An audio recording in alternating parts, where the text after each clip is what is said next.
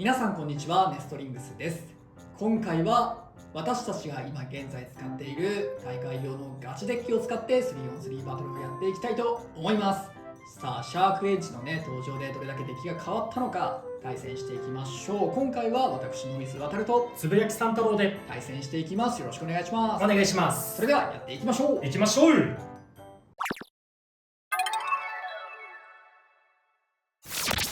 はい、ということでデッキのコンセプトを紹介してほしいというコメントもあったので今回試しに入れてみます。今回私の水渡るが使うのがこの 3on3 デッキです。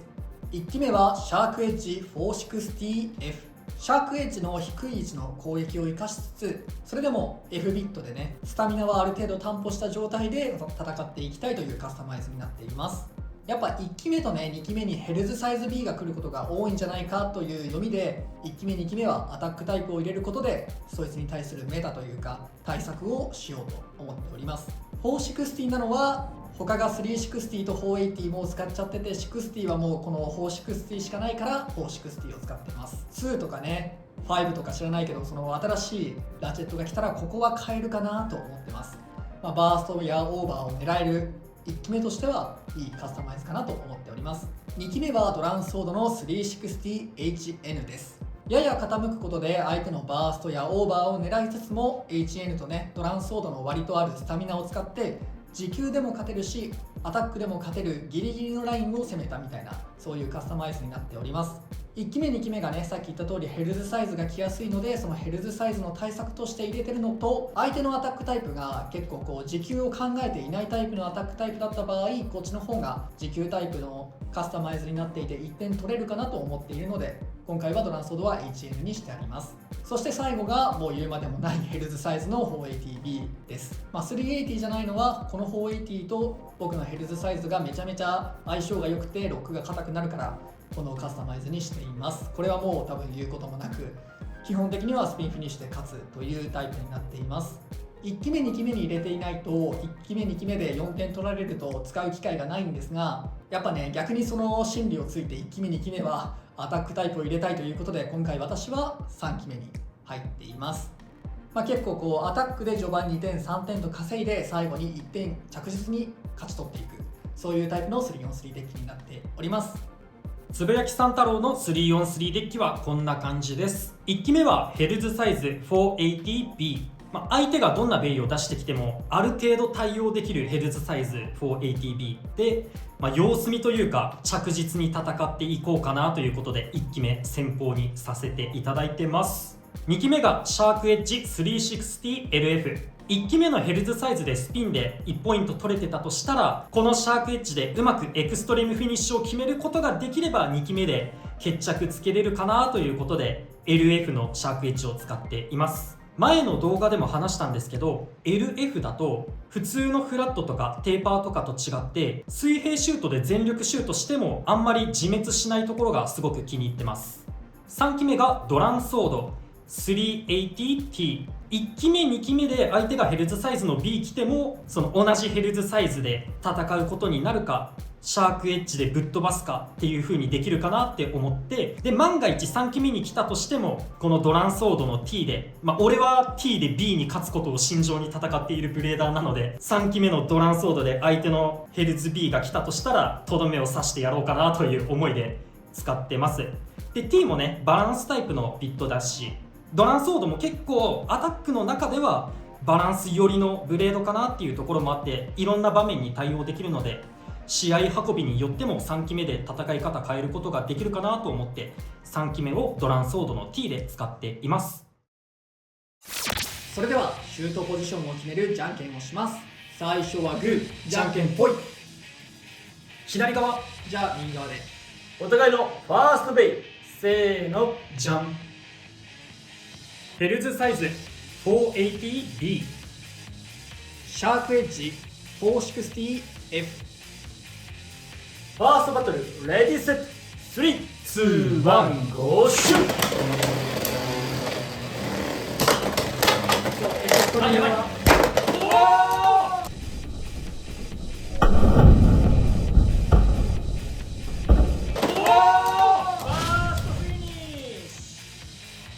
シャークエッジに2ポイント。やったべえ、ヘルズサイズもバーストすれば勝てる。破壊力やばい。ようやくいいとこ見せれたね。そうだねシャークエッジの。そう、練習中はこういう試合が本当多かったんだよ。これがシャークエッジのいいとこです。こういうのがいいんだ。お互いのセカンドベイ、せーの。じゃん。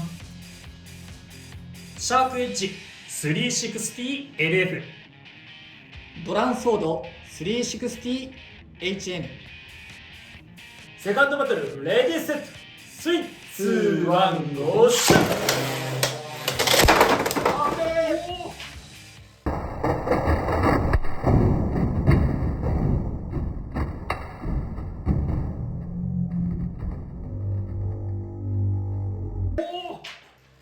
今のバーストフィニッシュ。 LF？ ドランソードに2ポイント。俺の LF どこ行った？探しましょうか。続けていいよ。ちょっと先に続けない？このままの手の姿勢つらい。よってこの勝負は野水航選手の勝利だ。イエーイ。狙い通りではなかったがイエーイ。今一体何があったんだろうね。でこっちまたビットだけが飛んでる。で飛び方がえぐくて俺の LF がないなったなんかこっちの方に行った気がするんだよな。大捜索が始まった。上に刺さってるとかないよね。あったあったあったあった。こんにちは。ああよかったよかった。こんにちは。まあもしかしたら今のはそのドランソードの攻撃力じゃなくてシャークエッジの衝撃力が強すぎてもう足が下半身が耐えられんってなった。まあ衝撃が強かったかどっかに当たっちゃったかみたいな感じだと思う。リプレイしないと早すぎて俺には分かんない。2試合ともバーストで勝ったかなって一瞬錯覚したんだよな。2試合ともバーストで負けちゃったね。3on3 バトルの勝敗は決まりましたが最後までやっていきたいと思います。お互いのサードベイ、せーの。じゃん。ドランソード 380P。 ヘルズサイズ 480B。 サードバトル、レディーセット、3、2、1、ゴーシュッ。回っちゃダメ。